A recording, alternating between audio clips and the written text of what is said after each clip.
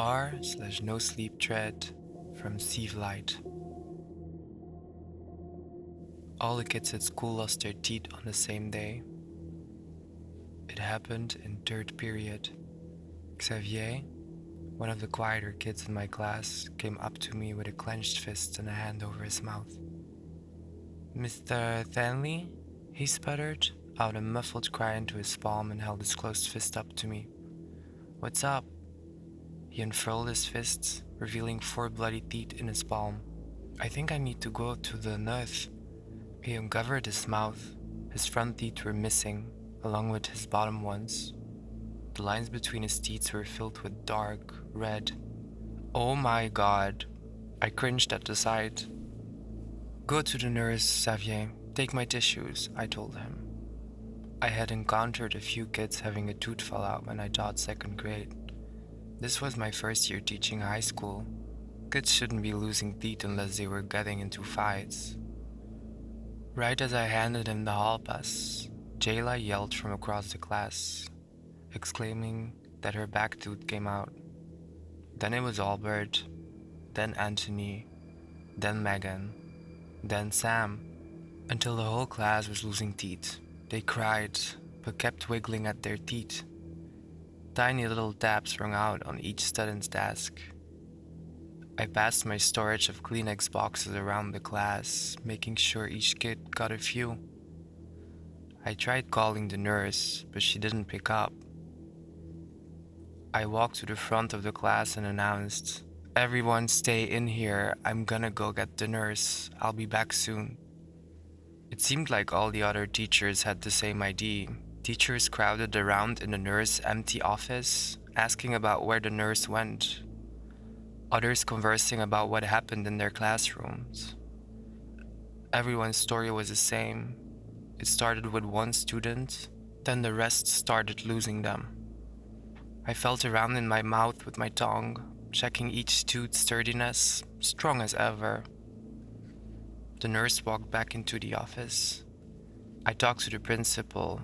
"He's going to make an announcement immediately. We've already called 911. The news arrived shortly after the ambulances. Helicopters showed up too. Care flight, I think. Men in big wide rubber suits closed off the area. Some of them had weird-looking gadgets. Over the next couple hours, hundreds of kids with gauze stuffed into mouths were sent home. Cameras were shoved in the principal's face, some in mine too. They all asked the same questions. How many students have been affected? Do you think this could be biological warfare, biological terrorism, chemical runoff in the water system? Are any of the teachers experiencing what the students have? I felt like a deer in the headlights. I was just a teacher, a confused, scared teacher. I got home at about 9. My wife Mona greeted me at the front door with a hug. "I heard about school today." She stepped back and examined me. "Are you okay?" "Yeah." I didn't want to lie, but it was the easiest option. I couldn't sleep that night. That sound of falling teeth clacking on the desks haunted me. School was cancelled for the next 2 weeks. Everyone was talking about it online. Article after article about why and how this could have happened. A town meeting was held a day later. As soon as the superintendent walked on stage, the crowd murmured. A mother in the back screamed, "My son is in the hospital. Are you gonna pay for those bills?" This started a chain of furious parents yelling, asking what we would do for their kids. The superintendent was walked off stage, quickly replaced by a public health official. At this time, we are actively investigating what caused the spontaneous phenomenon. We're trying our hardest to get you the answers you deserve. He was met with loud disapproval from the parents. As I left the meeting, I saw one of my students with his parents. It was Xavier.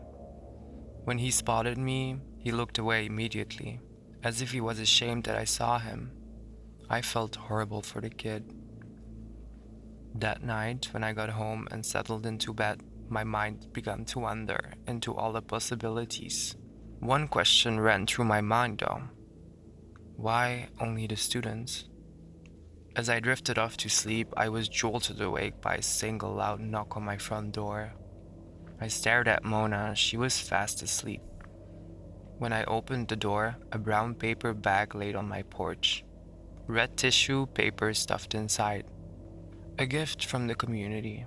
I thought as I lifted the bag, it was heavier than I expected, and it sounded like a Lego box being shaken around. I placed it on my table, and I let out a slunk, like a bean bag being dropped on the ground. I rubbed my eyes and decided I'd open it tomorrow. The next morning, I was awoken by the sound of my wife getting ready for work. I rubbed my eyes and sat up against the headboard. "What did you get your class?" Mona asked. In my half-awake daze, this question confused me. "The bag on the table. It says Mr. Stanley's classroom," she replied. I got out of bed and walked to the table. Turning the bag around revealed some words I hadn't denied before. As clear as day, it read Mr. Stanley's classroom in Sharpie with a little smiley face at the bottom. When I pulled the top layer of tissue paper out of the bag, something went flying out, tapping repeatedly on the hardwood floor. I got on my knees and scanned the floor. I spotted it against the white of the baseboard. I picked it up and examined it closer. A brown tooth. It bounced on the ground as I dropped it. Running to yanking the top layer of tissue paper off, discolored teeth crowded the inside, pushing the walls of the bag.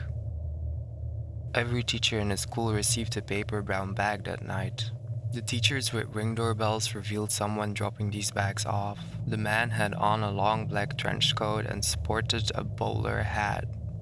His face was covered with sunglasses and white cloth wrapping, like that old Invisible Man movie. The media dubbed him the Tooth Fairy. It wasn't long until a statewide search for this man was held. The district was in outcry. No abnormalities were found in the children's bodies, but the news still spun the story that this Tooth Fairy might have drugged the kids, or somehow used radiation to make them lose their teeth. How he got the teeth from the classrooms? No one knows. None of the cameras in the school caught him in the halls. My mom texted me and sent me the link of me on the news. "Look at you, Hollywood star. Crazy stuff. Stay safe. Love you, Mom." I don't think she really understood the magnitude of what happened, but at least she thinks I'm famous. I clicked on the video, and as soon as I did, there he was. Black trench coat, sunglasses, white face wrapping. As I spoke, stuttering on live news like the idiot I am, he was in the back, helping a young girl replace gauze in her mouth. I showed this to the authorities. There were no records he was at the school. No EMS personnel saw him. No news outlet interviewed him. The only trace of him was through video. The police interviewed the girl that the Tooth Fairy was helping. Her name was Sarah. Sarah told the police that he just walked up to her and started helping with her gauze.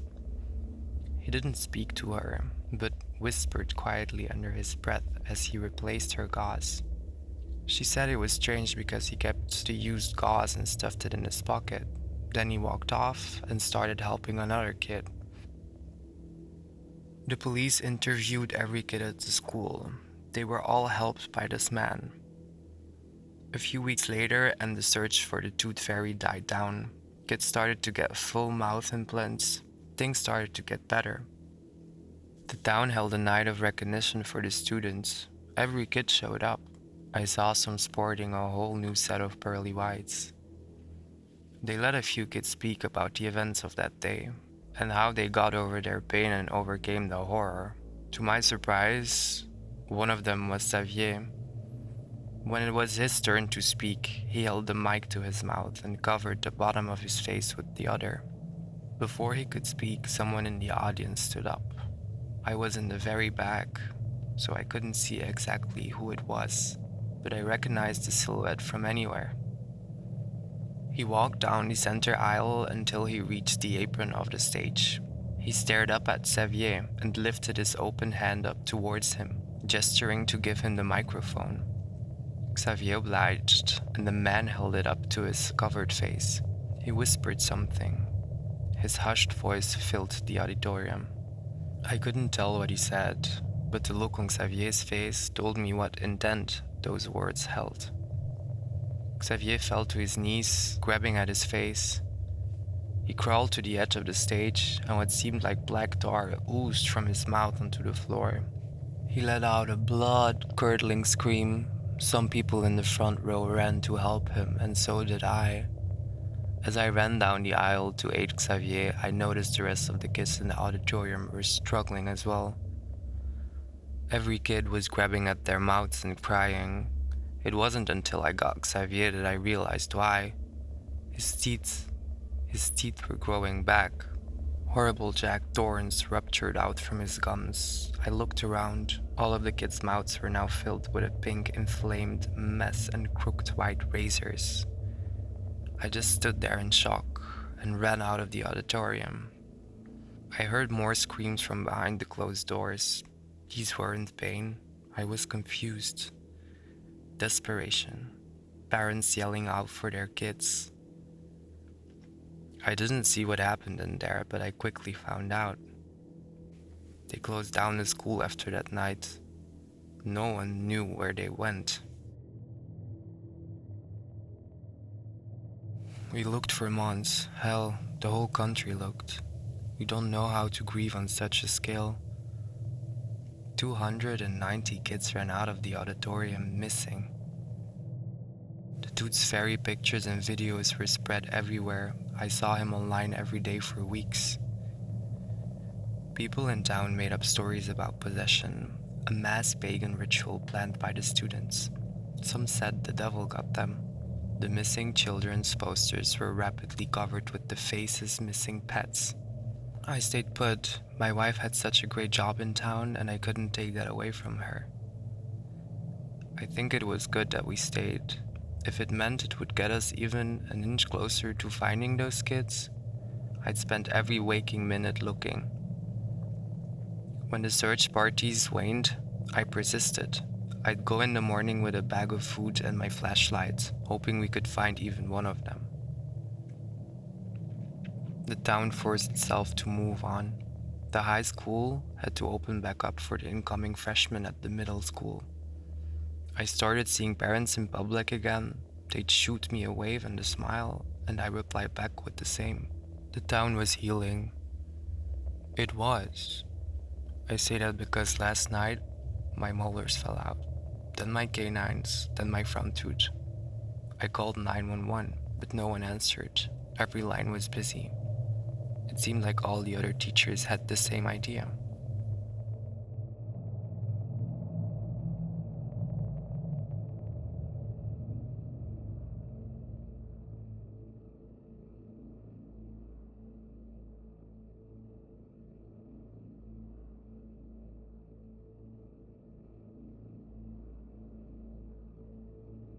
On the r/nosleep thread from That by Kool-Aid Man.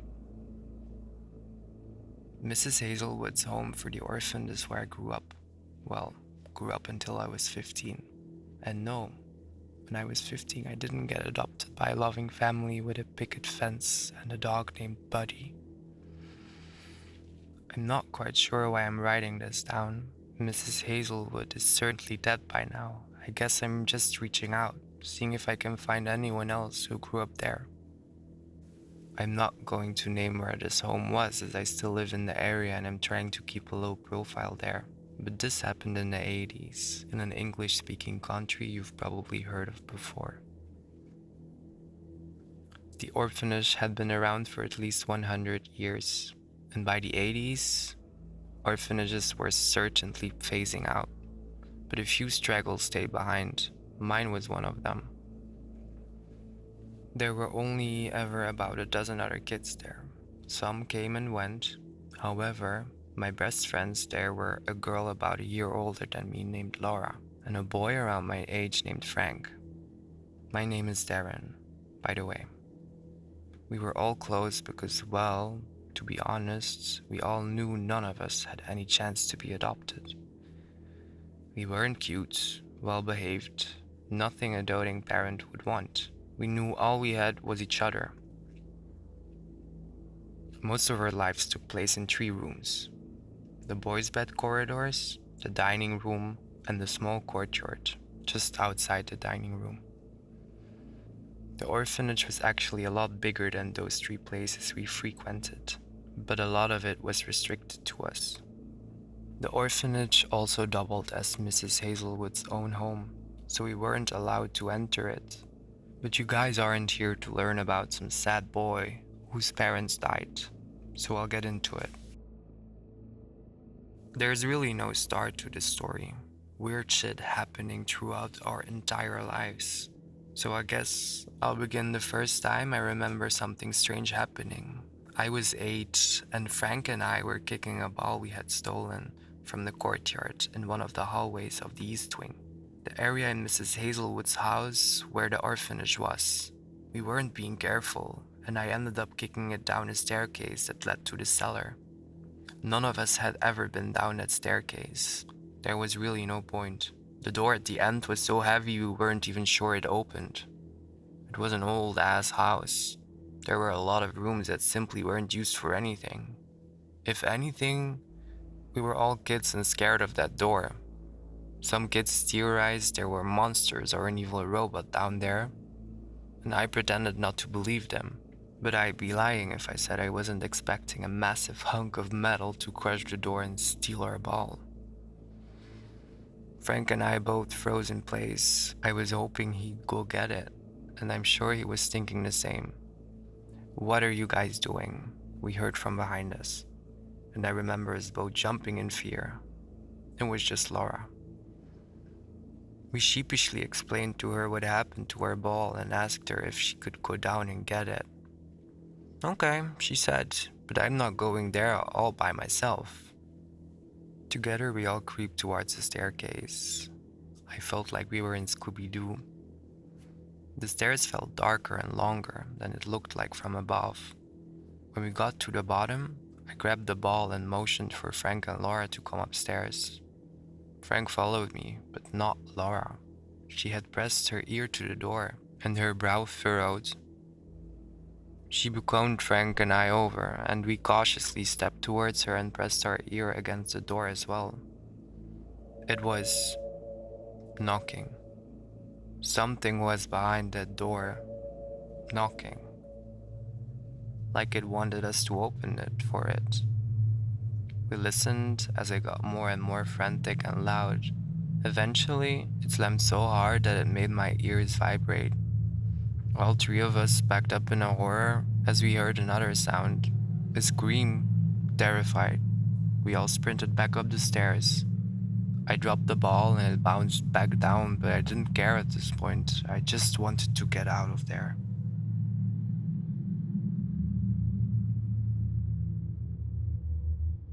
That night, I lied awake in my bunk. Frank was on the bottom bunk, and judging from the tossing and turning I heard, he also couldn't sleep. The boys' bed corridors happened to share a wall with the hallway where we had played that afternoon. I listened in silence as a loud and almost ear-piercing creak or scrape rang through the room. The next morning, out of curiosity, I crept down to the door and pressed my ear to it. I hadn't noticed up until then, but the ball had disappeared. Did I hear bouncing? That was the first ever odd occurrence. Weird stuff kept happening, though we'd hear what sounded like murmuring from the walls eating dinner, while Miss Hazelwood just told us to ignore it.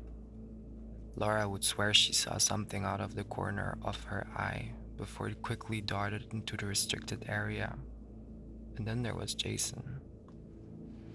Jason was probably about 12 or 13 and came to the orphanage when me and my friends were 15 or 16. At this point, so many kids came, and when I usually didn't bother to learn their names, but I had a soft spot for Jason. The 3 of us kind of took him under our wings, and he became like a younger brother to us. It wasn't long, though, before Mrs. Hazelwood had sat him down and told him he had been adopted and to start packing his bags. The next morning, he had gone home. A few weeks went by, and we had begun to put it all out of our minds. There was something else that caught our mind, anyways. Laura was hanging out with us in the boys' corridor when we heard something. That same fucking creaking. I remembered from all those years ago. There was then another sound, like a human running, but it sounded louder, almost like it was on all fours. The three of us exchanged glances. Frank slowly stood up and opened the door as Laura and I tried to be brave. We caught a glimpse of something. It was haunting. Whatever it was, it looked back at us. It stood up and we watched it struggle to find balance. Like when a baby first learns to stand. I was tempted to hide, but that's when I realized something.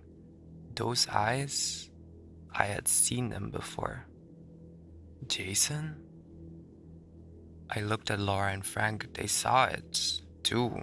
The thing bounded away from us. With a bit of hesitation, we followed him until we reached where we saw him go. The cellar door.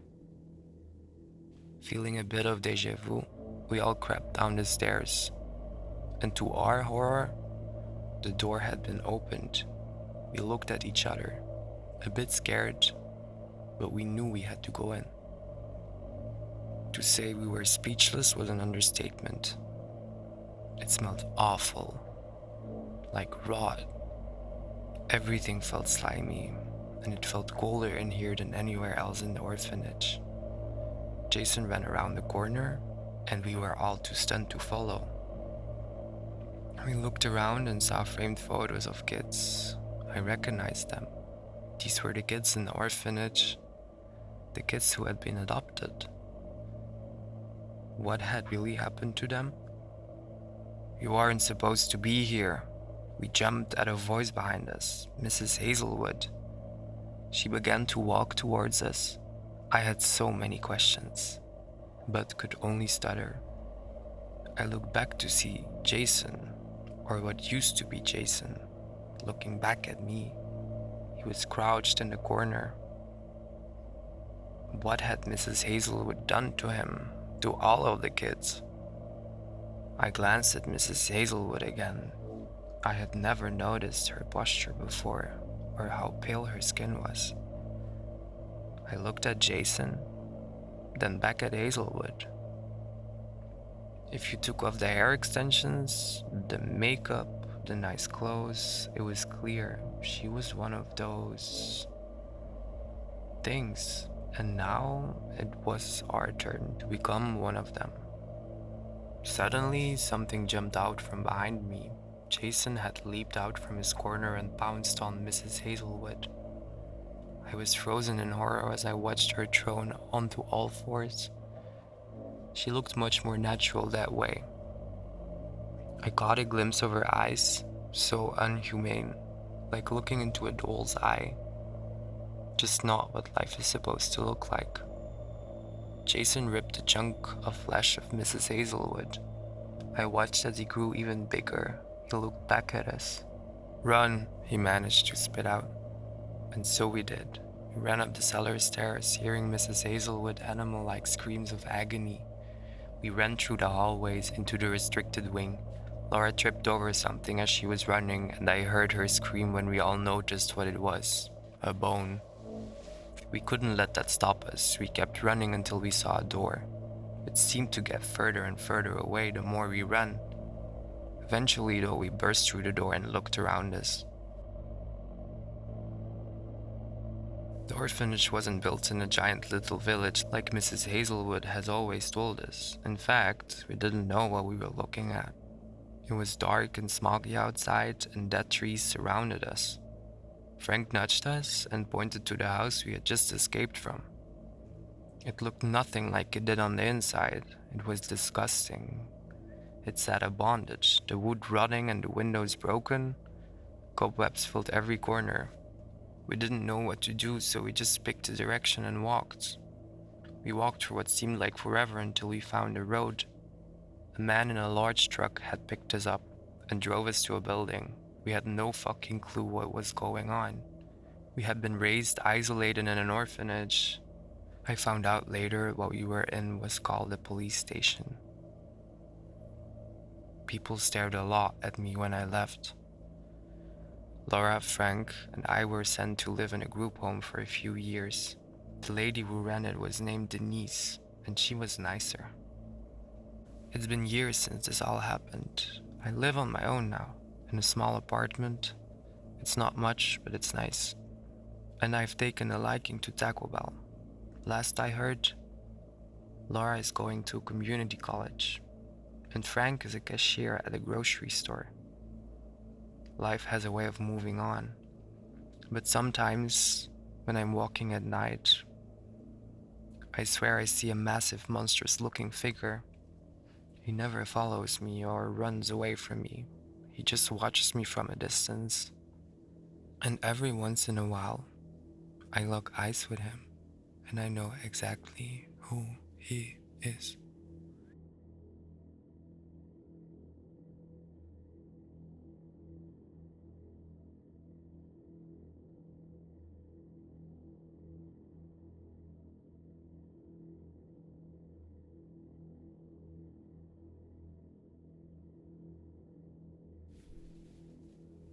On the r/nosleep thread from Horror Junkie 123.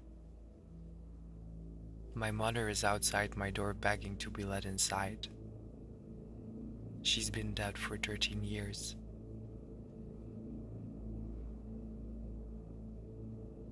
I don't know what this thing is or why it chose me. All I know is that it showed up one night during a thunderstorm.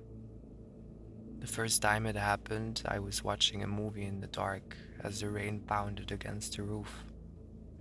I had a bowl of popcorn in hand and a cold beer on the table beside me. A bolt of thunder here and there would cause me to jump, but aside from that, I was enjoying my night in until I heard the knocking. A particularly loud clap of thunder had startled me, sending popcorn tumbling to the ground. Fucking storm, I muttered, stooped to clean up the mess, and then I stopped in my tracks. Every muscle in my body tensed. Knock, knock, knock.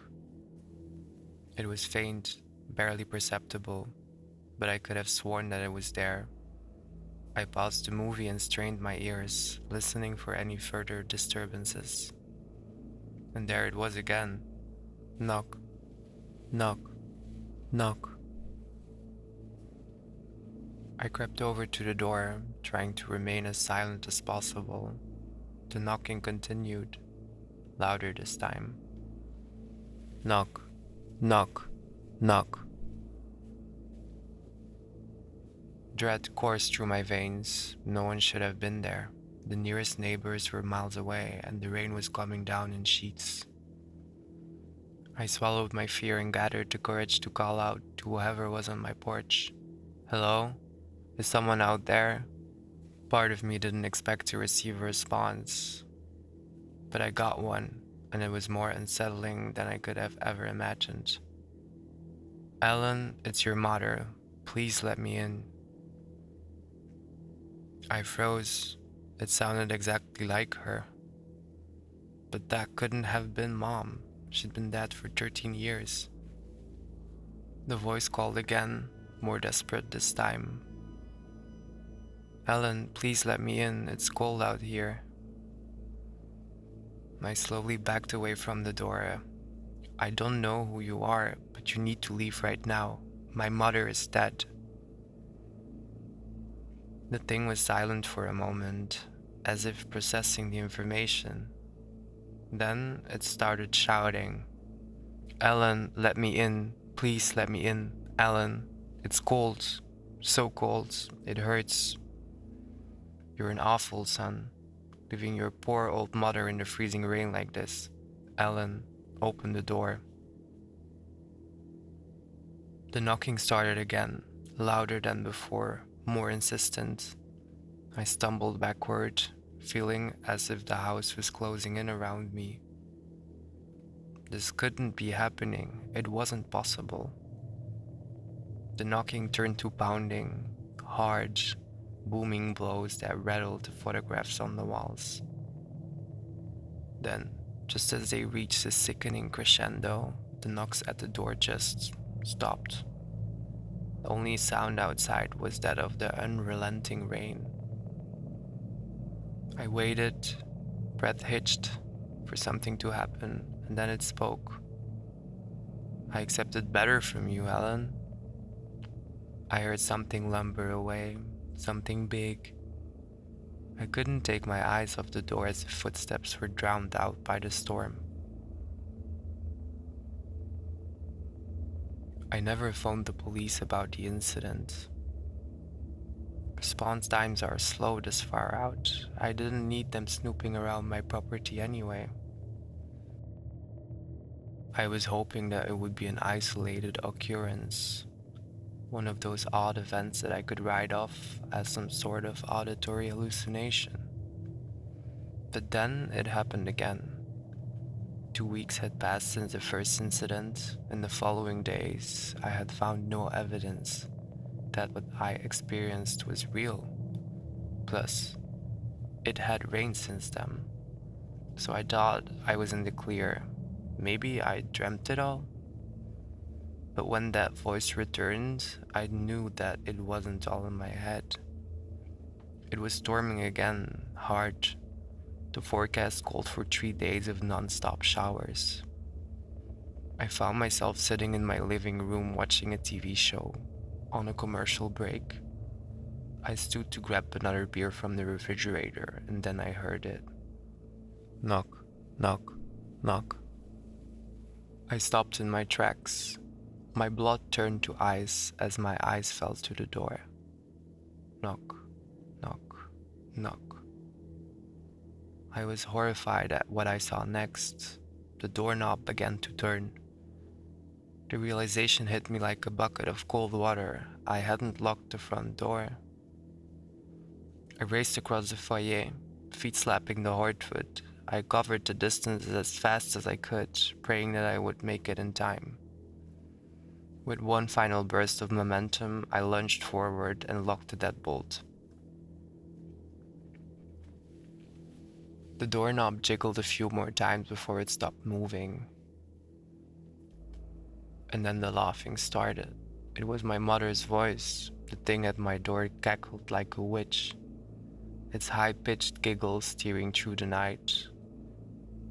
I didn't want this to happen. Not again. When it spoke, all the color drained from my face. "Ellen, Ellen, I know you're there. Won't you be a dear and let me in?" I didn't respond. I stood, staring at the door, willing the voice to go away. The doorknob jiggled again, harder this time. "Ellen." It spat my name out quick and sharp like it tasted foul. I didn't play into its game. I decided then and there that my best option was to not engage. Instead, I went around the house, ensuring that every door and window was locked down tight. When I returned to the foyer, the voice had gone silent. I downed the remainder of my beer and tossed the empty in the trash. All I wanted was to go to sleep and forgot that I'd ever heard the voice in the first place. I considered turning the TV off but decided against it. If that thing was still outside, I didn't want to tip it off that I wasn't in the living room anymore.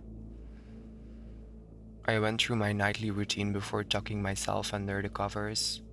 I shut my eyes and tried to sleep, but I couldn't. Something wasn't right. It felt like I was being watched. I lay in the darkness, my eyes glued to the window, curtains obscured, all but a thin sliver. I couldn't see if anyone was out there, not with how dark it was. But somehow I knew that thing was outside my window, watching me as I slept. Crash! A bolt of lightning suddenly illuminated the night sky, along with a sickly yellow eye staring through my curtains. I didn't get a wink of sleep that night. I didn't even try. I returned to my armchair in front of the TV where the curtains covered the windows completely. I didn't hear another peep out of the thing for the rest of the night. Not one word, but I could feel its presence until sunrise. I was paranoid about locking the doors for a long time after that. It was automatic. Every time I returned home, I checked that each door in the house was secured. I wasn't taking any chances. Months passed by without incident. I was on high alert with each hard rain, but eventually, my paranoia subsided and I let my guard down. I think that's what it wanted, for me to get sloppy. I was jolted awake one night by a booming thunderbolt. It was raining again, coming down sideways. That was strange. I hadn't remembered rain in the forecast. I sighed, swinging my legs over to the side of the bed. I needed to make sure the door was locked, just for my peace of mind. My feet touched the ground and I felt a searing pain shoot through my ankle. I immediately pulled my legs back up. The wound was dripping blood. A bolt of lightning lit up the room. I glanced down to find a clawed, gnarled hand grasping at the air. I cannot describe the amount of fear I felt as my mother's voice drifted from below my bed. "Thank you, Alan. Thank you for letting me in." I called the police. They're on their way. But with the storm and distance to my house, I don't know how long I'll have to wait. The thing using my mother's voice keeps whispering to me, coaxing me to join it. I think it's toying with me. "Come here, Alan. I have something for you." Such a nice boy. Help your poor mother up. "I love you, Alan. Please, come lay with me for a while." I don't know what this thing is or why it's mimicking my mother, and I'm afraid that I'll be dead before I find out.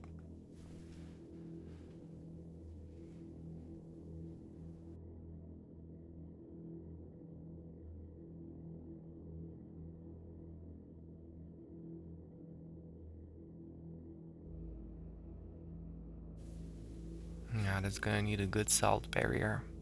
Jesus. That's it. Thank you for listening.